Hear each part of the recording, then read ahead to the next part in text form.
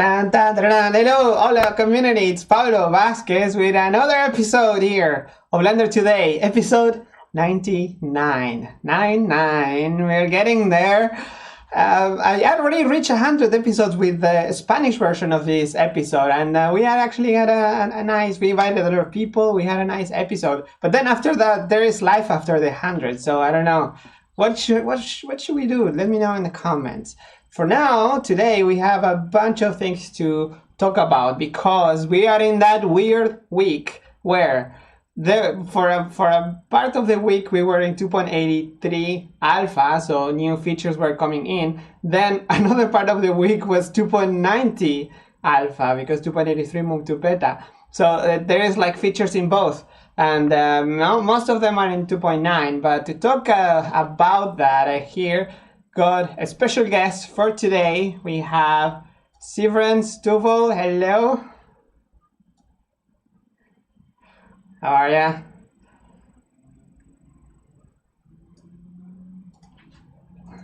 Yes. When I hear people saying, "Oh, Friday, what's different from Tuesday?" Everything is different. Fridays are still Fridays. Oh, yep.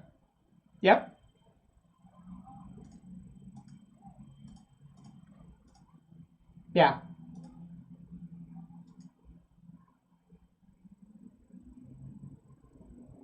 Friday is still Friday. Friday. Okay, people say that they can't hear you. Yes. I hear you perfect. And the output from what you're talking is... It's a joke, stop it, no sound.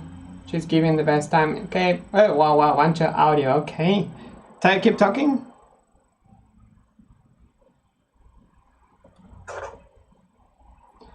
That's very interesting. Pablo, your sound is strange. Ha! It's probably the same thing that I had the other... Oh. Siren audio is muted.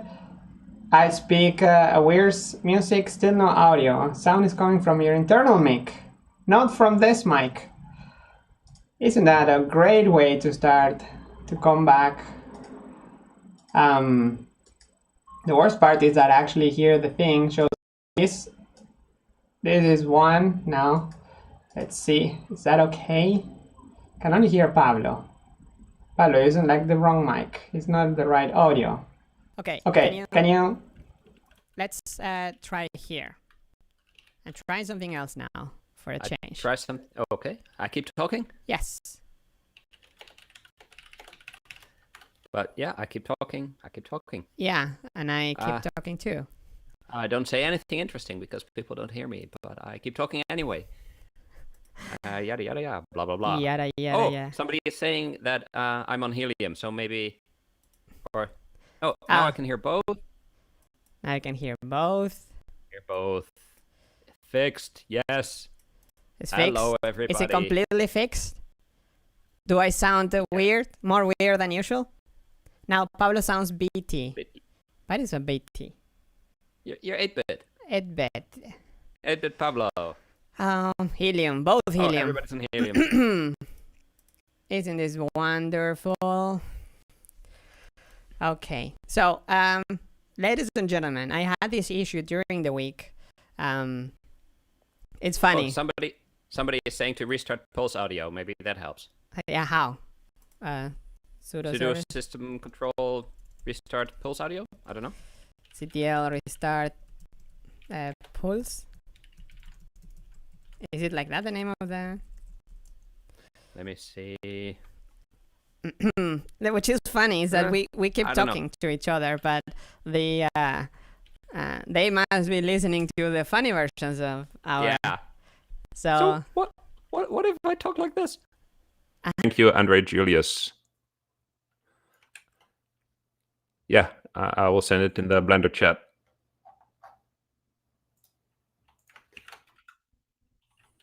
Yeah, that might.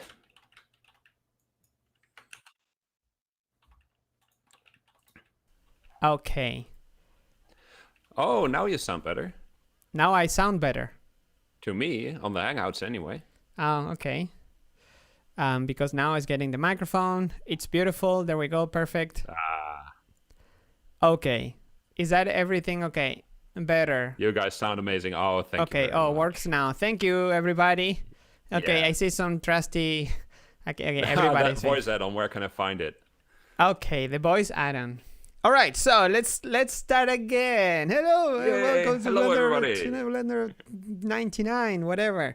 So now have I input the sync? Okay, I don't care if it's a bit out of sync.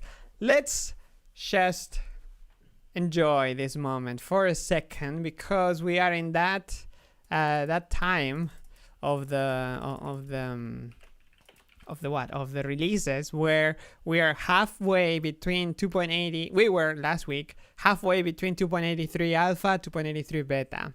Beta means no new features, right? Yep. Nothing new, nothing exciting, except for bug fixes, stabilizing. Yep. And that means the best part about a beta is that there's alpha, right? Well, there's beta, there's alpha. So yeah. You can now find in builder.blender.org/download, you can find both. You can find 2.83 beta and alpha. What is a beta? Beta is it's the most stable Blender yet. 2.90 is the most fun one yet.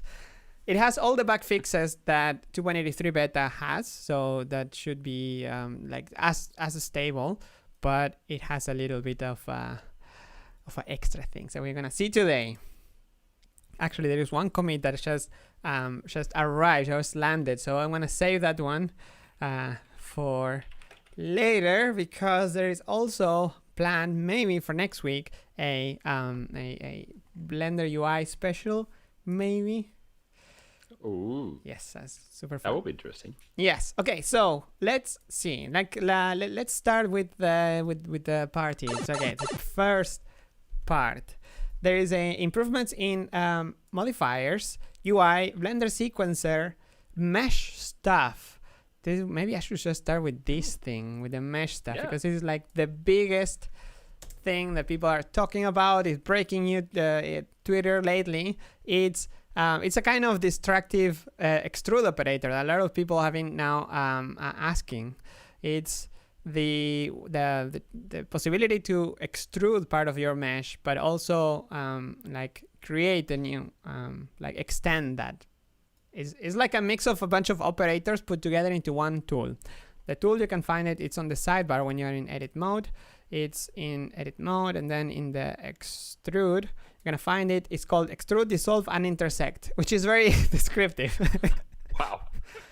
Which is basically what it does. Is the whole thing. There is actually on Twitter, the Cureton posted a very nice video. Cureton. If you don't follow him, you are missing out. He was an artist. He is an artist. He was part of the Blender open movie Tears of Steel. And here, he made this video where you can see the kind of distractive extrude, which at first I didn't understand until I see it in action. It's like, yeah, actually it saves like a lot of steps. That is pretty cool. The geometry is not cool because it's all like n-gons. But if you're doing like CAD visualization, or if you don't even care about the actual final geometry, it's all good. You can really, I don't know, it even feels more organic in a way. Yeah, it looks good. It looks like something I would use when I'm trying to whip up something for a quick test case or something. I mean, Yes. I'm not an artist, but hey, we're all artists. We are all artists. You're an artist because you're making scripting for artists. That is true. That's true. This morning, a new chapter was released, and so many people have been asking about this. And it is about creating your own user interface in so Blender. Adding menus, buttons, panels, all that kind of stuff. Like menus, buttons, panels, everything for your own add-ons, or for anything. Yep. For a rig, for anything. Can also use it for making your own rig layout. Yeah, of course. Anything. Anything. I really only go over the basics, and that already filled almost 20 minutes of video. But still, that allows you to put buttons there, to put properties there. And I think it's like very important to have this basis before we extend it any further. Further, as in, what is it? Can you spoil a little bit of what's coming after? I'm thinking of maybe looking into custom properties. So attaching your own stuff to, say, objects in the scene, or maybe to the scene itself. Yeah. Or even to the window manager, which is like a dirty trick to get some temporary data in there that is not saved with the blend file itself, but still gives you a place to put stuff. Exactly. It's it usually, like, people should try to put stuff in the correct in the place where it should go. Like if it's an object thing, it's an object operator. Yeah. If it's a mesh material, or but Absolutely. Sometimes or even in preferences, you can store preferences in the add-on, right? Yeah, absolutely. Every add-on has their own little space in the user preferences. Oh. And it might be also interesting too. Yeah. But we can. yeah. That's a nice there's topic. so many ideas. There is so many ideas. Awesome. Well, if you want to know more about what Siren is talking about, you can follow Sastuval on Twitter, or you can also find the videos basically here on the Blender YouTube channel. You can also find the recap video from the last recap video that I made, and a bunch of tutorials from the Blender Studio people that are sharing about the rigging and the sculpting and modeling and designing of the characters for the Settlers project. All right, so let's go back, change gears. By the way, this is live. If you have any questions, prepare them, and they're in the same place as always, even in the description of this video. Going back to this crazy new feature of the Distractive. No, it's not Distractive. It's like this. It's like Extrude, Dissolve, and Intersect. No one is gonna remember the full name of that. What people are gonna remember though, it's a feature that was announced, switching gears from the mesh to sculpt. Sculpt mode brings this week, for the last week, 2.83 improvements. Sharpen mesh filter is a new mesh filter that allows you to make to sharpen the edges of your mesh without actually having to sculpt. So basically you can go to any part, you can make a mask around it and use a mesh filter, which is very a way to make it all consistent. I love this concept of mesh filters. It's super nice. You can find it. I think this is one of the last. No, it's not the last. There is one more brush / feature that was added in 2.83 before the window closed. It's like they're closing the door for features in 2.83, and then Pablo Vazquez is showing there. It's like the last one, and the last one is an improvement to the layer brush. Also in sculpt mode, the layer brush was kind of a hit or miss, mainly miss before. It just didn't work as expected, really. Like the layer wasn't really a layer, was like more like, I don't know.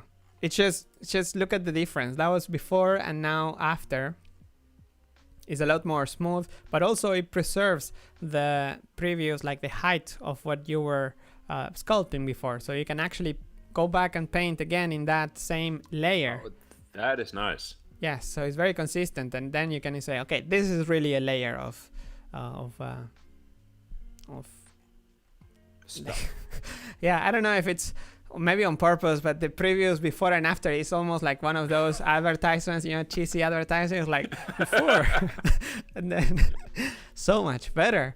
But yeah, it's really nice. Also, what is really nice that I can't really show it here, but it was made by the other doctor in the Blender Studio, Sergey. He improved he applied the new fixes. These undo improvements are all over the place, but also touch the sculpt mode. So now when you're in sculpt mode, I want to apply the base of your multi-resolution modifier. You can now undo that step. Before you couldn't. It wasn't really possible before. So thank you for that, Sergey. # Sergey on YouTube. So they say on the on the chat. All right, so let's move into the video sequence editor. Okay, this is more of like a proof of concept. There is not a proof of concept. It's a new tool, but it's like it's gonna open the possibilities for more tools, because it's a it's a sample tool for the preview mode of the video sequence editor. So before you only had annotations, and every time you click on it, even by mistake, you would be like painting, like it would always do something. So now the default one is sample. So when you click, it's basically what you would do before. You just click around and you're basically sampling the color of the image that you have in the sequencer editor. So for example, this, there. So you click and you sample. It's the active tool. But what I mean with that this is opening the door for the future is that we can have with this system, we can have tools for different sub modes of a window, because in the sequencer, which is also down here, you have the blade tool and the select tool. And here you have two different ones. That's pretty nice. You can have sub mode tools.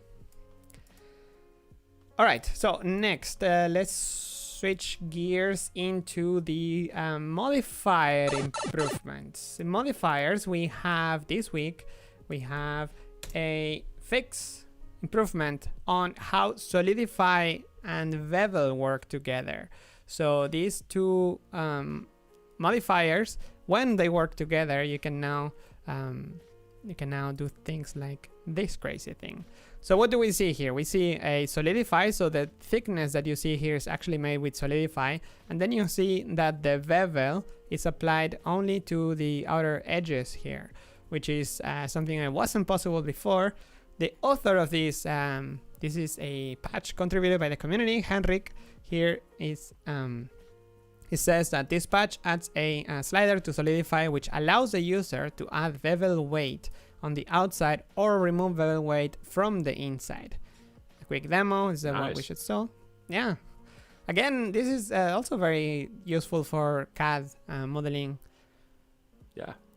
So this model uses solidify and bevel modifier. Look at the edges, how the bevel is only applied from the outside. As you can see, the inside is just fine, but the outside it's beveled. So nice. That feature also is part of another improvement also by Henrik, which is add complex solidify option for thickness per face. So solidify has two modes. One is the simple mode and one is the complex mode. Got it? Of course. Of course. Well, what else? The non-simple. So in the here, so when you add a solidify modifier, you will find that there is now here in the complex mode, when you change to complex, you're gonna find the thickness per face. So for example, you're gonna find it's gonna be possible to do this kind of changes where you can, instead of having this weird angle where the thickness would be in one side it's gonna be bigger, on the other side it gets like smaller. Now you can actually have this kind of more consistent thickness for the whole edge. That is very cool. That is very, very nice. And he even made a little heart on it. So it's made with love. So thank you, Henrik, for making it, and for making the images, and for like paying attention to these little details. This is also a great improvement for CAD design, which is something that people ask often in the live streams. It's like, hey, when is CAD getting some love, or precision modeling, or it's a little bit of everything. Another feature in the texture mask object, there is a add bone option for texture mask object. And just by reading this, I'm still not very... Okay, the three vertex weight modifiers, displace modifier, warp, and the wave modifier. I'm gonna, they now have an option for bone when using texture mask object. So you can use an armature and specify which bone is gonna be used for placing the object, like for using as a coordinate for the vertex weight, displace modifier, warp, and wave. Okay, I think the description is very, it could use some work, but basically it's that the bone, when you're using a texture as a mask, the coordinates were only possible to use an object, now you can also use the bone inside of an armature. That's cool. Yeah, that is much cooler. We need a demo too. Cody, thank you for working on it, and thank you, Bastian, for reviewing it with minor changes from Bastian as well. That also sounds a little bit like a patch that I was reviewing yesterday. Which actually, if it goes through, if it's accepted, then we get an extra option for constraints. So you have the local space and you have the world space for constraints. But then you also get a custom object space. So you can use any arbitrary object as a reference space for that constraint. We need more demos for it because I really want to see it work, but it sounds like a very cool thing. It sounds like a very cool thing. Speaking of demos, today I tweeted with BlenderToday asking people for examples, because I went into the reference and into the modeling section of the new updates of Blender 2.83, and we have like this awesome I don't know, you can control the surface they form now with a vertex group. So instead of the whole object, you can also use vertex group. I can imagine that is actually getting that is very, very useful. The same for you can control the rim of the solidify with the vertex group. Also amazing. Wow. Yeah. But there's no demos, nothing. There's no images. So we need more love in this section. The same, even sculpting. Sculpting is getting better. We have one video. But with the sculpting, I can just go to the patches because Pablo has the patches and the tweets. But in other sections, we need a bit more love. So people, if you're there, if you don't know how to help Blender, this is one way of helping, by having nice demos that we can show. Because in 1 month and 3 days or so, the 20th of May is expected 2.83 to arrive. That just it sounds too soon. It's too soon. Give me some time. I need to make videos and make the trailer. We should make a trailer this year for this release. Okay, so next let's switch gears into the user interface side of things. So user interface, there is also this very nice addition that it doesn't have an image, but you can imagine basically. So better support for linked data blocks in search buttons. Have you ever run into the case where you have a Suzanne, and the mesh data is called Suzanne, and then you link another Suzanne, and that mesh data is also called Suzanne? How do you tell apart in the list of meshes which one is from where? There's no way. When you're searching, there was no way. So now it is going to show an L next to it as a prefix, and it's going to show the name in the search box. That's also very handy because it's going to show where it's coming from, which blend file it's coming from. That is pretty cool. Yeah, especially when you're working with links. So it's I'm not as cool as an asset manager, but yeah, it's getting there. All right, this is very cool. I love this one. This is a very nice user experience improvement. So in the anything that uses nodes in shaders, for example, the Eevee or cycles in the materials, look how the UI looks now in the material editor. It's awesome. It's the color of the socket now shows in the material preview, in the material properties. Such a small thing. I never really actually paid attention to that, but it was like, now that you see, it's like, why we didn't do this before? Like, yeah, because nobody did it before. Yeah, exactly. But I never even read anyone. Nobody did it. Yeah, exactly. Yeah. But it used to have like this circle on the right where it doesn't make that much sense because these are inputs. So it should be on the left to mimic what nodes, how nodes look. And I love that they went one step further, and it's like, okay, what if we just have the color as well? Super nice. So you can tell color variants, inputs, values vectors, or shaders as BSDFs. What is the plural of BSDFs? BSDF's? BSDFs? BSDF's? Okay, more Blender UI interface improvements. So here in UV editor improvements, which people are also asking every week. There is a request for the UV editor improvements. This week we have two regarding the user interface. This one is an option to finally change the color of. I have actually in the thread. There was better images here that you can find. Now you can change with the theme. You can change the color of the opacity of the wireframe of the UV editor. So if you had a very dense mesh, it was very hard to see what is behind, basically the image behind. This came from from a proposal in rightclickselect.com, the community website where people can contribute ideas and proposals. And this one is a very good example of how if you had a dense mesh, you couldn't see anything inside, basically. Not anymore. There is now you can change the alpha transparency of the wires. Super handy. So now we need to change this to done to. I'm gonna change it now. I'm a admin, that's why I can change it. But here, done. I need a button for that. There you go. Bam, done. Ready. What else? Next. Okay, so this is a very nice improvement. It's very awaited. Also, the alpha here in the active phase of the UV editor, it wasn't possible to change it. Now it is. So if you go to UV/image editor, you can change the alpha transparency. The value, active phase. There you go. You can change the alpha, you can change the color.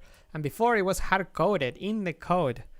Hard-coded to be 0.2, so it was invisible. Every theme, no matter the theme, now you can theme it. So if you're making themes at home, make sure you go and use this, change this value of the active vert edge phase and the wireframe transparency here. Transparency, not wire. Anyway, you'll find it there. Next, let's move on. Pie menus. When using pie menus, now you can press a shortcut, the quick shortcut, the ones that underline not the quick favorites, but the quick shortcuts. For example, when you're in a menu and you want to access, for example, save, you go to the file menu and then you press S as a shortcut. You press the letter that is underlined and then you can access quickly. It's very handy. For example, right click. If you do it very often, right click, shade smooth or flat, you can choose right click S, right click F. It's much faster. Now this is also available in the pie menu. So you're going to find that there is also an underlined letter that you can just press. For example, you can do V for vertex paint, S for sculpt mode. And lastly, the star of the show is an improvement that it was a lot of work, I heard, because not only it's an improvement on the user interface, but also it's a change that had to be done to every checkbox everywhere in Blender, basically. So on the left, you can see the before. So before, the checkboxes were drawn in a very weird way. When we were discussing this with the UI team for 2.8.80 at the very beginning in the alpha versions, when the text got right aligned, like when the UI got centered and in one single column, there's like what to do with the checkboxes. Yeah, I remember that discussion. It was like very long discussion and there was never really an agreement. And this became even more obvious with the changes coming for the modifiers, also for the ones in the material that I just explained. That you in the materials, for example, if you could animate the values here, which you can, but they're not exposed because it was a bit too much. You had dots and then you had the dots from the sliders. and from the actual properties, that was another issue. So now this work by Julian Eisel made it so much nicer. Now it actually shows like a title, like a heading for the section, in this case, for example, show, and then you have all the other ones: show name, axis, wireframe, and then there's a checkbox in the middle, so it aligns properly. And you can even you can even like compress some parts of the UI. You can make it much more compact. In this case, for example, we used to have the auto smooth as a sub panel and then the angle underneath. Now you can have it all in one line. That is cool. And it's still easy to understand, you know, it's like you enable it and then... Yeah. So I think we can actually we could replace the hack we have in the wireframes up here. We could have like wireframe and then... maybe not. I'm just thinking out loud here. Anyway, this is very, very nice addition. This was committed like right before the live stream. So thank you, Julian, for doing it in a bit of a rush, but it's worth it. It's worth it. What's wrong with breaking Blender on a Friday afternoon? Nothing. What could possibly go wrong? What could possibly go wrong? All right, so let's move into... I think we can move into the section of the questions, because the only other addition is that the search that we were talking about in the previous weeks, that show the menu where you can when you can find an operator. So you can find, for example, if you look for monkey, you can find where it is, like in the add menu, under which category, with an icon, and very nice highlighted. Oh, that got in. Yes. That got in. That was there as that's so cool. It was an experimental feature, not anymore. It's not experimental now, it's for reals. That is nice. However, so this menu, the search, is called the menu search now because it only shows those items that are actually in a menu somewhere in Blender. So if you're making your little operator with a tutorial from Sivren, you're not gonna find your exactly. You're not gonna find your what 1 week old tutorial, and it's got outdated. Already outdated. Yep. Oh, that's true. Maybe you can add a comment, addendum thing. Yeah, I'll have to. Because. But that's fine. It's for the greater good. It's. I mean, in a way, it should be. Every operator should be in a menu. Should be forced to be in a menu. Also today I got the opposite question. What? How do I hide my operator from that search box? Oh. I don't know why. I don't know why you would want to hide it. Yeah, why? But yeah, personally I would take away the reasons to hide it rather than trying to hide it. But now you know, don't add it to a menu. Yeah, exactly. It's no longer there. So it's in two ways, better and not better. So, oh, nice. We can see how now in the new buttons, I went to the settings, to the user preferences, and now I can see the new checkboxes. So this operator search is still available, but it's mainly targeted, like a Blender user, a regular Blender user should find every operation in the menus. However, if you're developing something like in the tutorial from Sivren, or if you're an add-on developer and you don't want to go through the trouble of adding something to a menu so it shows up there, you can, then it means that you're a developer, then it means that you need the developer extras. Once this feature is enabled, you're gonna find in the edit menu the operator search, which is the actual, the old one, maybe. You can call it the old one, basically. It's not really old, it's just aged. Now, it's been there for a while. It's been there for a while, and it's well, since 2.5. Yeah, there you go. So, 10 years, wow, 2010. 10 years. Oh, man. Wow. 2010 sounds so close by, whereas Blender 2.5 sounds so far away. Ago. Yeah, we're in 2.9 now. Wow. All right, so with that nostalgia, let's go through the questions. So, question time. 28 comments so far. Let's go for the first that has the most votes. So, Hello, Cobra. Last Q&A, you guys didn't understand my question and just passed through it. Sorry, and sometimes try to go through the ones we can understand to answer most of them. We now have, okay, so the question is, we now have UDIMs, which means we can work with high resolution textures, but Blender seems very slow to load them. Will there be texture streaming on demand, whatever the technical term is called? Like a lazy loading?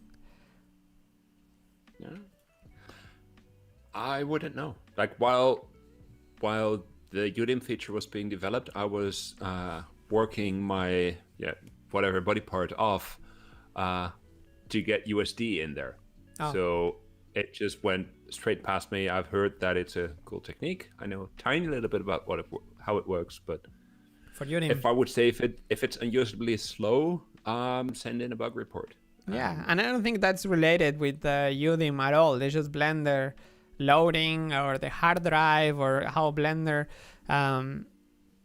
shows things, even because it could be that is the slow part is not loading the texture but showing it maybe, or updating the scene. So that could very well be because while I was recording scripting for artists, I had a problem with my computer, so it doesn't load CUDA for some reason. So Cycles is running on CPU only, and it is quite slow. And to have something a little bit nicer than a Suzanne on a dark background, I loaded in an HDRI. And I took one from my own collection, which are quite high resolution, and it took ages to load that in. So it may not have anything to do with UDIM and just be about texture handling in general. But the thing is that to fix that, there are many steps, right? It could be that Blender could, when you load something, it could load it in the background, but not seem like it's a hack in a way, that not like loading in the background while the rest of the UI is still responsive. Or it could maybe make a map and show you the crappy resolution first, and then in the background do the other. Like, I don't know, could cache it. It could only be the first time. Like, there are so many ways to fix that, or not even count as fix. It's just like improvements. So yeah, the library that Sybren was talking about is the HDR library on Blender Cloud, where you can find all kinds of stuff. And the ones that with the highest resolution actually is the one from here, from Sybren, up to 16K or so. Yep, wow. 16,000 by 8,000 pixels. Wow.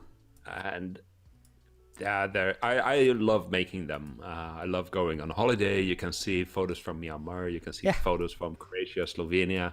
And I all made those while I was on holiday. And it's just so great to be at a beautiful spot and think, I want to go back there again. I want to be there and in the best way that I can. Unfortunately, you don't have the smell. You don't feel that sun on your head, but at least you can look around in that photo. That is the next step. I'm actually looking at one of the pictures from Myanmar, and it was 400 or 500 megabytes DXR.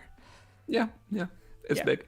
That's pretty big, but I shouldn't watch these pictures. It makes me sad. I want to travel now. Yeah, no traveling. No traveling. But you know, it's a completely unrelated topic, but the Cardboard app, the Google Cardboard app, there must be other apps too. For the phone, you can take picture, like you can train 360s and stuff, and it records the audio while you're taking the picture. That is brilliant. That's so nice. Yeah, I still have it, by the way. Here, look. The one we got at the one we got from from Google at the conference. Yes. Yeah, so nice. Thank you, Google. Thank you, Kier, also. Yeah. All right. So next question: can we expect any new features for animation, like improved animation layers, or something? It's like or something. Can we have features? Yeah. Oh, well, then the answer is yes, of course. Yes, we can. Now, right now, like there's the Animation 2020 project, but that's all still very vague and has to be crystallized out and has to be more concrete. But there are plans to really make a new animation system that works in a modern way. Yeah.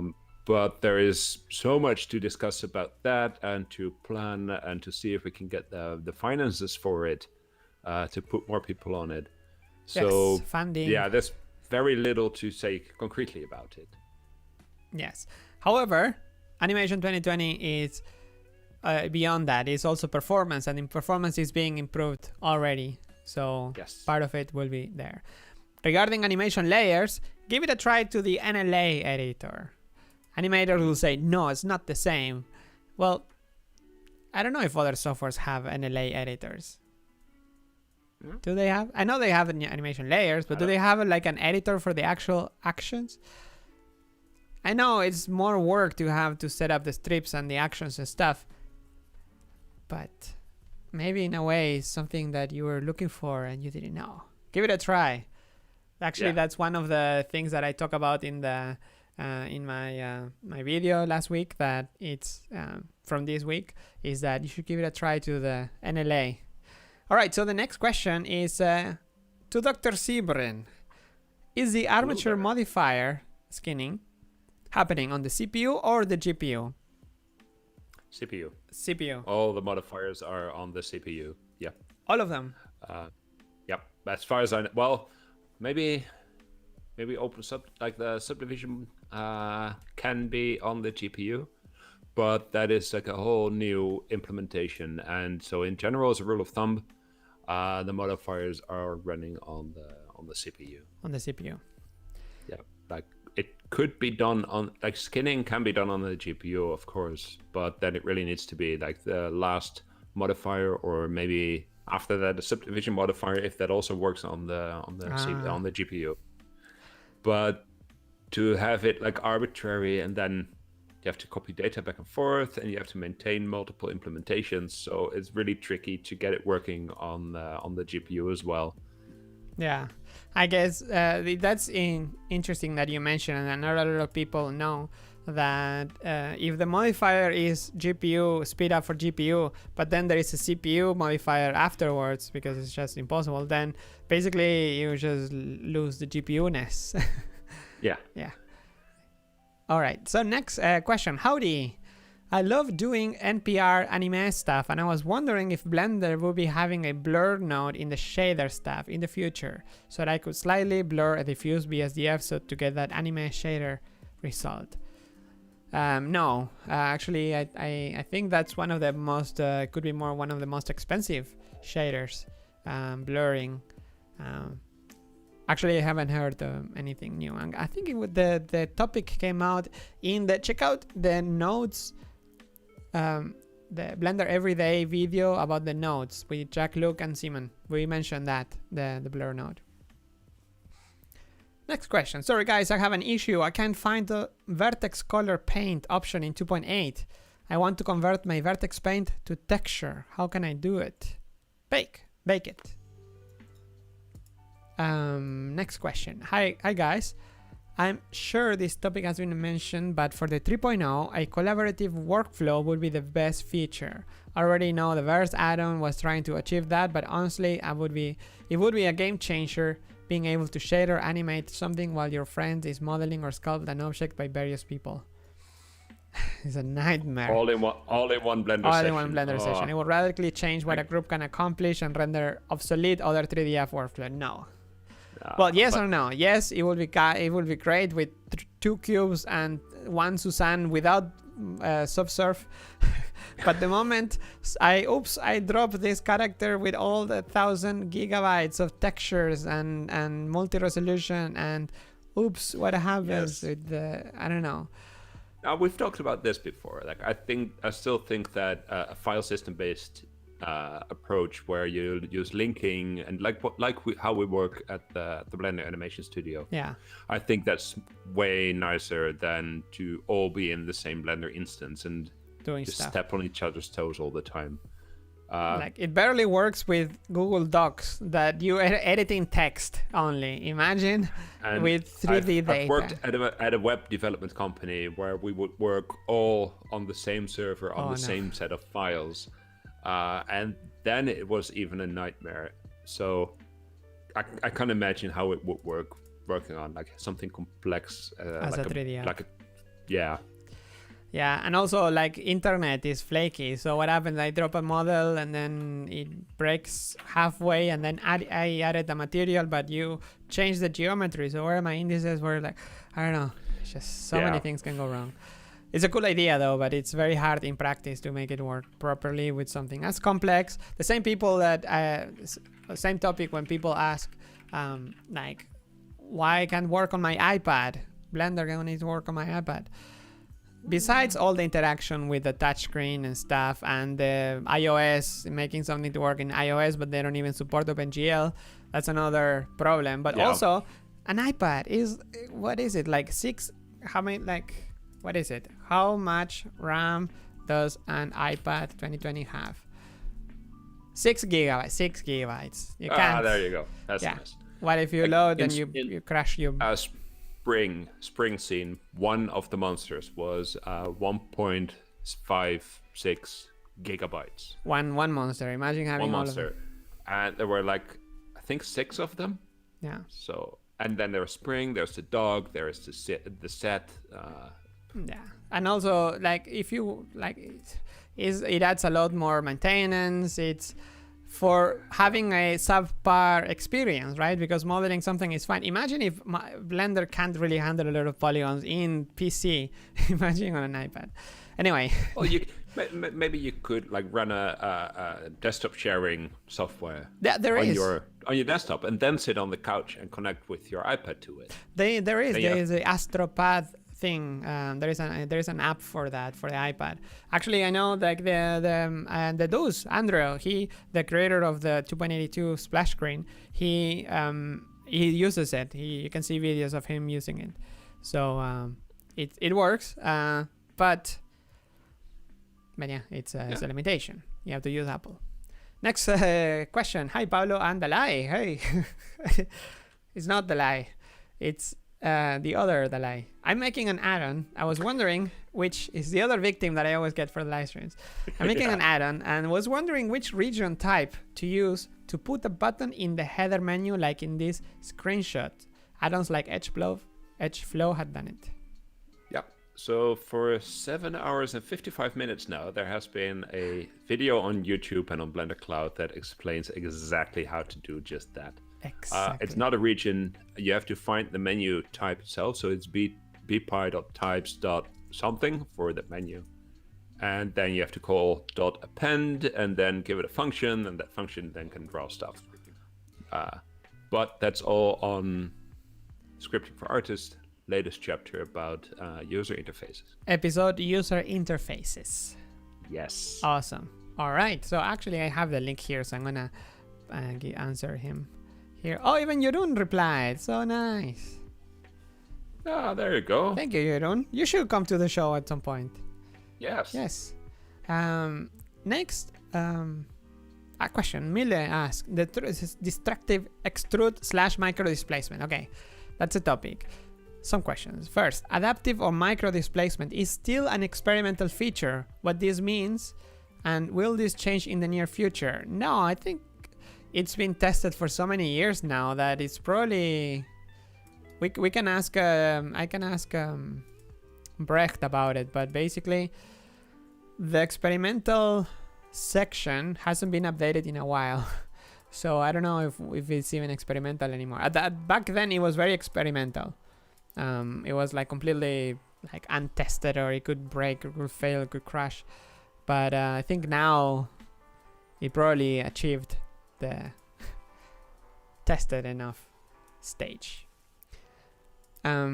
Some add-ons, next question is, some add-ons have a little flask icon and are in the text testing category. What will become of them? Are abandoned software? No, testing means that they haven't there are two repositories in Blender. One is the official add-ons repository, and then the other one is the community add-ons. Every add-on should pass through a section, through a time of testing of community, like reporting issues or just basically testing it. So that's why it's not enabled by default. It doesn't mean that it's that it's unmaintained at all. If an add-on is actually not maintained, there is some cleaning going on every now and then in the add-on. So whatever you see there, it should be maintained. If it fails, report the bug because it should be fixed. Next question. It's actually in the same. Distractive Extrude runs quite well. Even in some corner cases, I found some glitches.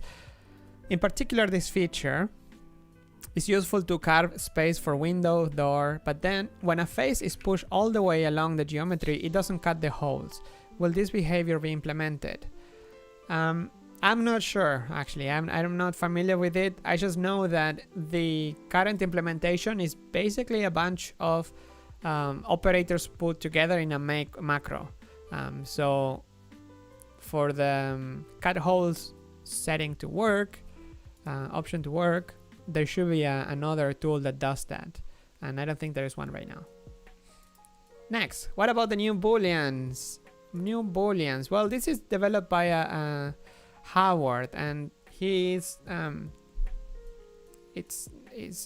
it on his own free time. I don't think he's under any kind of grant at the moment, so it's really up to him. I haven't seen any new updates, but all the little hearts that you add here, they help.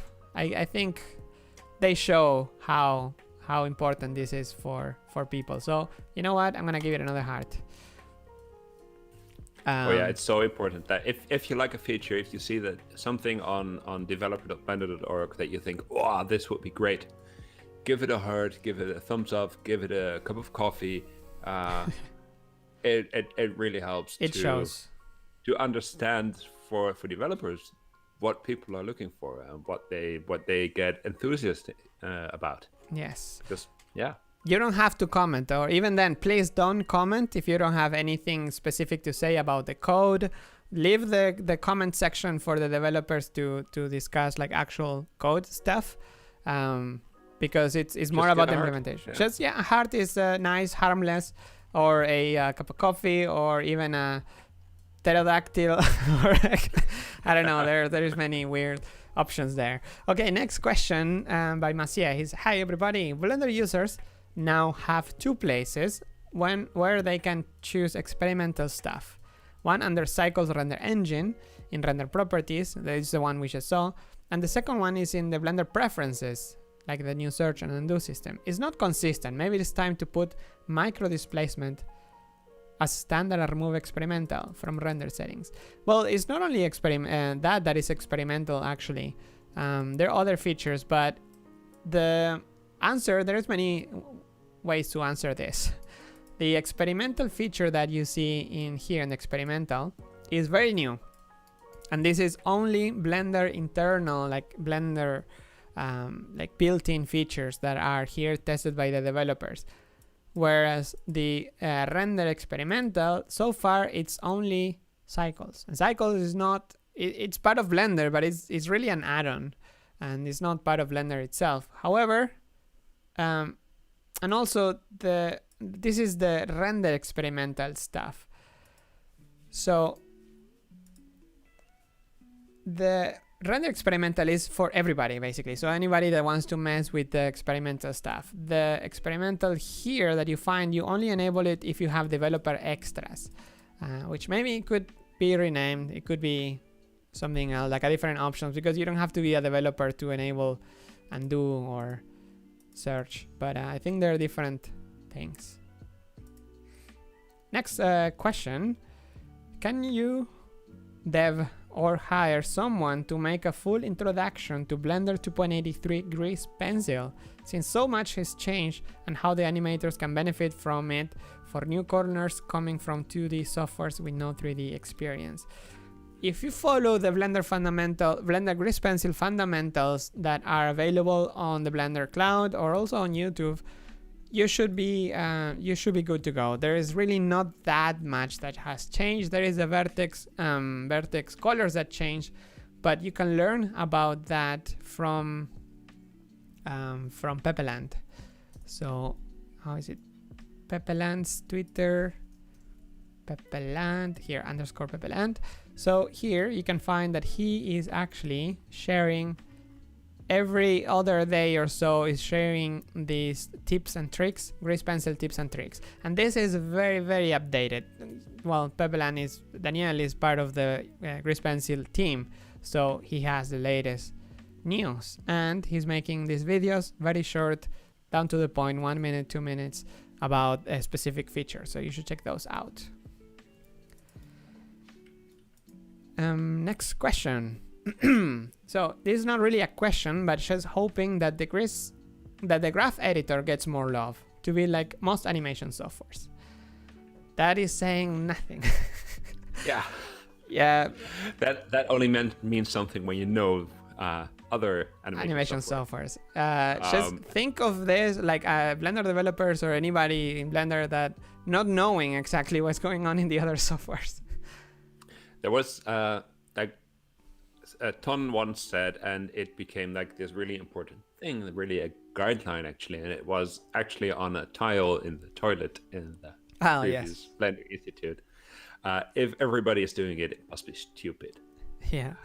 So we like as a guideline, just adding something to Blender just because other people do it, just because other software does it, that's not good enough reason.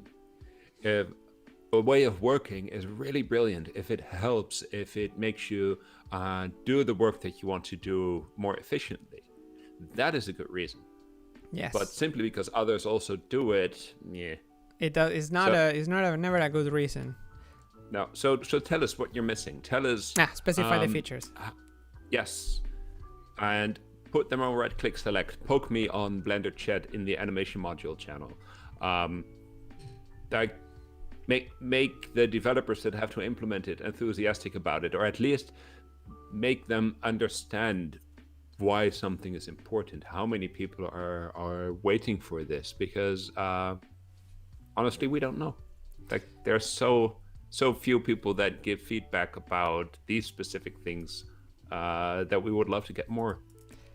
Absolutely. So yes, be more specific with the things you ask, and also don't ask just this feature like if everybody's doing it. I mean, if we add everything that other apps have, we should add more crashes first.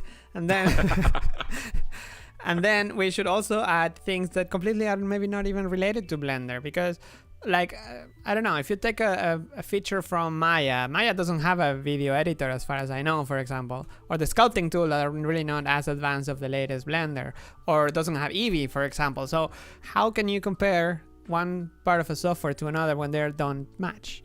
It's like saying Blender, make Blender ZBrush. A ZBrush doesn't have a motion tracker, right? So just when you think of a feature, you should think of, I mean, I'm putting examples are very far apart from each other, but just to give an example of how wide and vast, today someone I tweeted, Blender is so vast.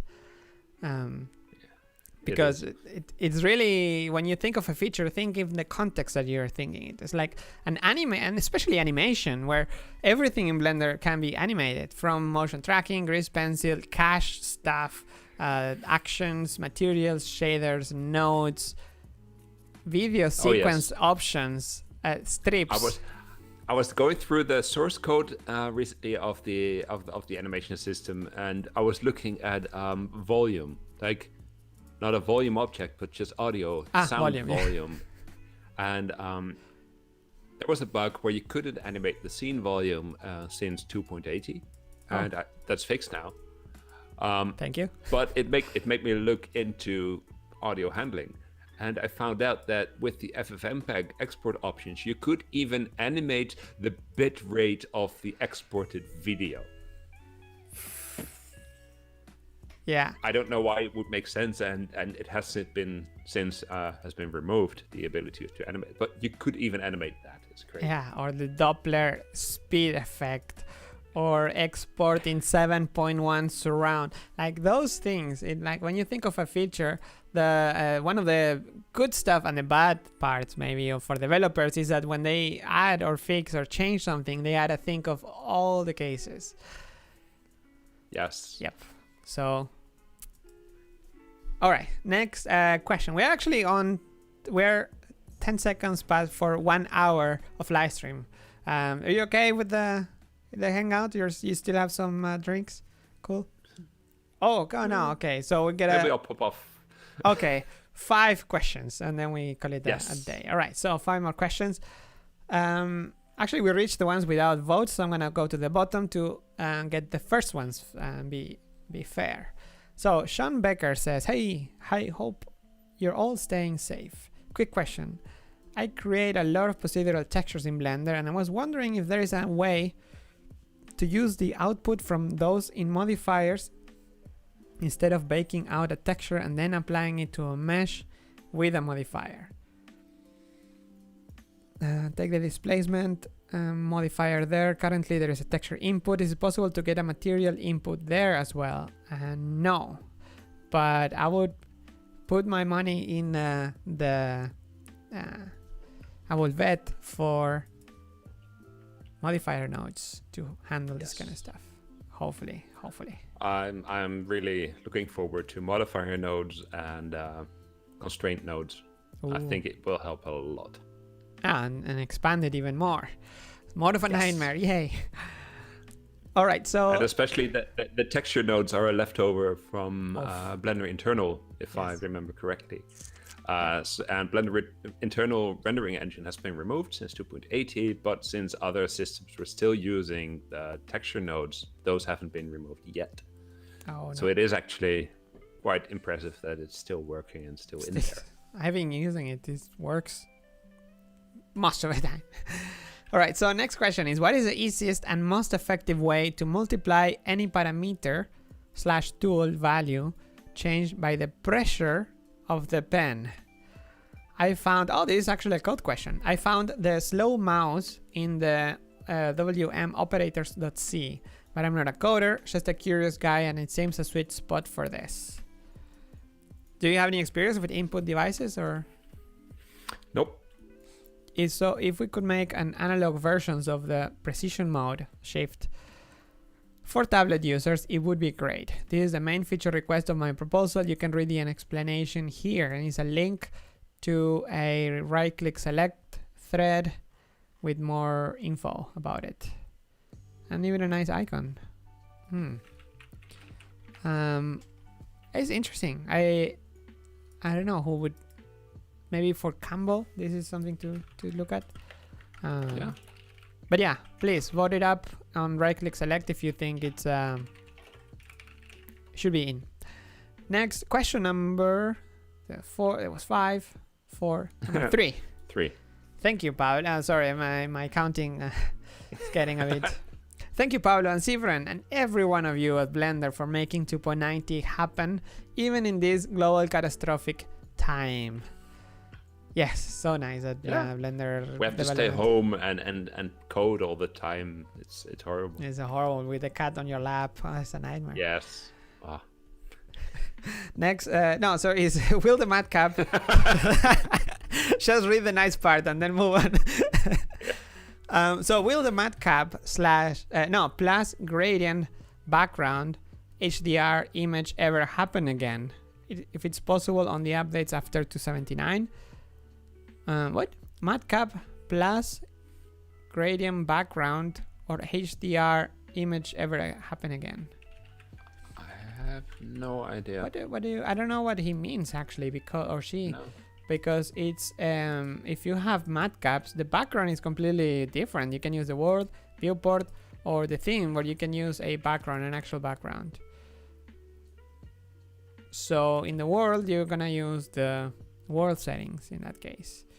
Or maybe it means more like having an actual HDR image and madcaps. Yeah, no, I don't think that's even been planned.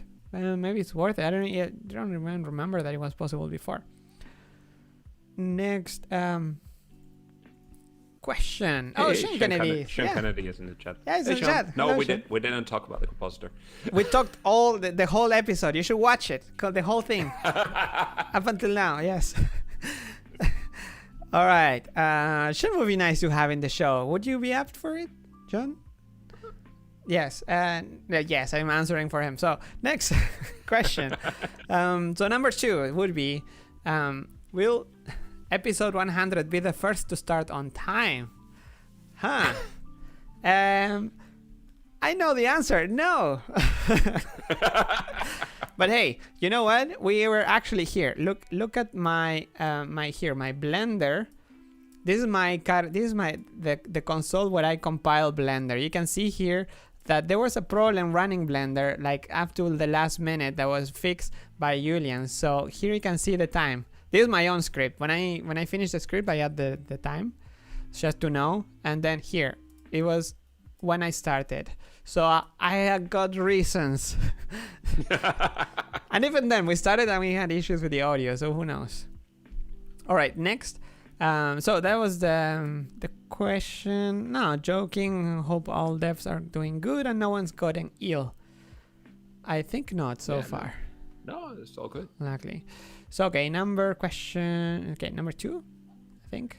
The other one wasn't really a question. So, hey guys, congrats on the show. I really enjoyed. I want to say thank you because you really encouraged me to get into the code. That was for you. And implement a feature in the sequencer. Oh my. That I've been needing for quite a while. And I think most people do. That is the smooth frame interpolation option in the speed controller. Of course, yes. Wow. Yeah. That's awesome. Oh, look at that. Speed control effect. So I also wanted to give a shout out to Richard Antalik. He is the developer, module owner of the video sequence editor for his help and guide in this process. This is the patch I submitted the other day, and I want if you want to check it out. Saludos de Uruguay. Saludos Uruguay. So there is a patch for smooth frame interpolation. You know what? I'm gonna give it a heart.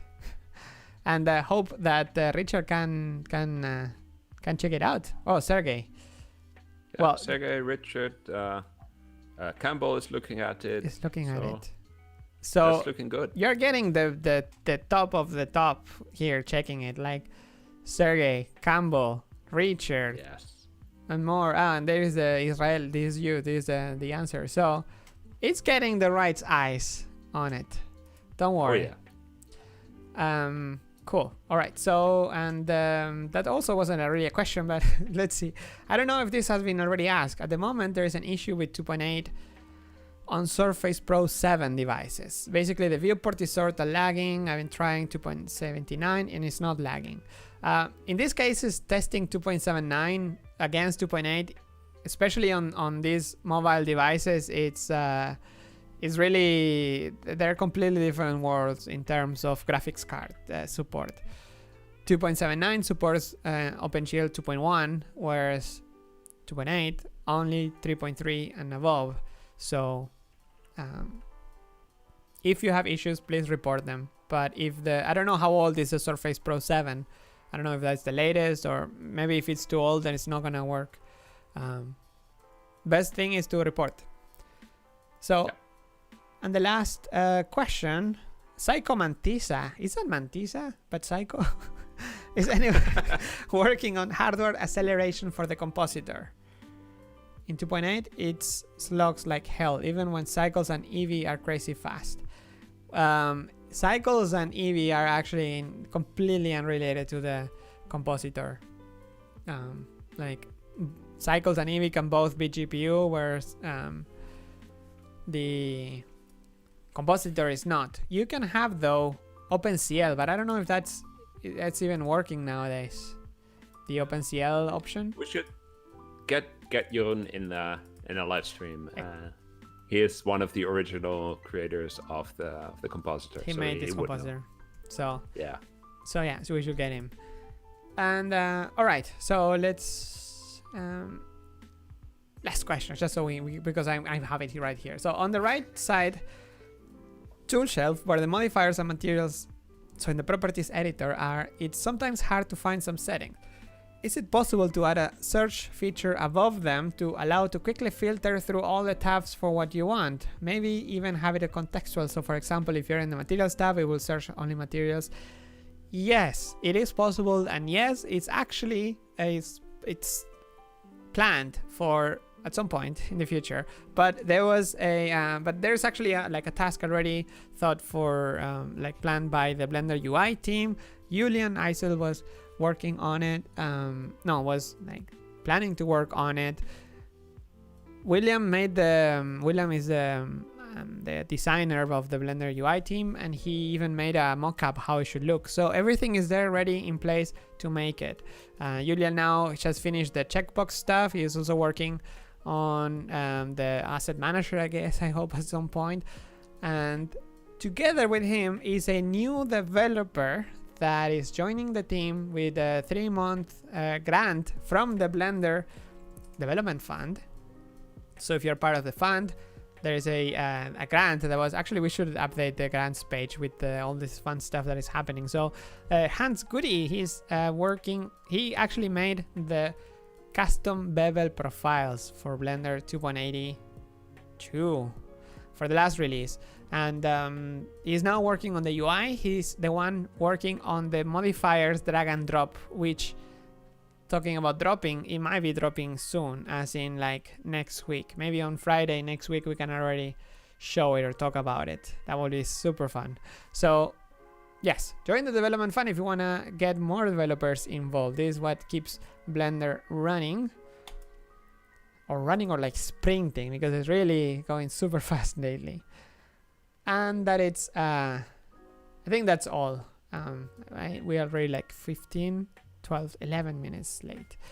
So okay, thank you, Sivran, for hanging out here and in the chat. It's my pleasure. In the chat, you're actually active in the chat. Thank you. Of course. So nice. All right. I think I don't have anything else to add. Do you have anything else to add? No. Have a nice weekend, and yeah. If you want to enjoy learn scripting. Yes, exactly. Enjoy scripting. If you want to learn scripting for artists / anybody that really wants to learn scripting for Blender users, basically, because if you, or we're all artists. Oh yeah, if you're using Blender, you're an artist, right?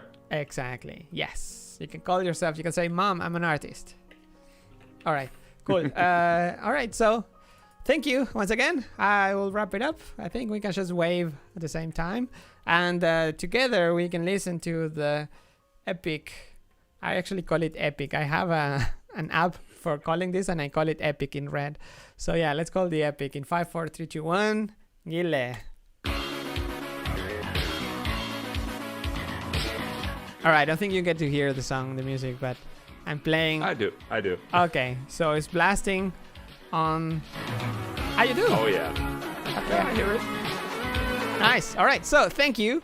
See you again next week for another Blender Today on Monday, hopefully. Everything goes fine. Bye-bye. Stay safe, wash your hands, and stay home. Don't go away. Don't go out. Enjoy. Script. Bye. Bye.